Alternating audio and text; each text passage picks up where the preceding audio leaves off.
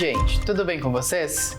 Para iniciar o direto da redação de hoje, te conto que na Câmara de Vereadores de Caxias do Sul rolou uma reunião pública para debater programas de preservação ambiental. Promovida pela Comissão de Saúde e Meio Ambiente, foram discutidos programas de gestão de risco e conservação do solo e bacias hidrográficas. Foi destacado a importância da recuperação de nascentes para combater a escassez hídrica.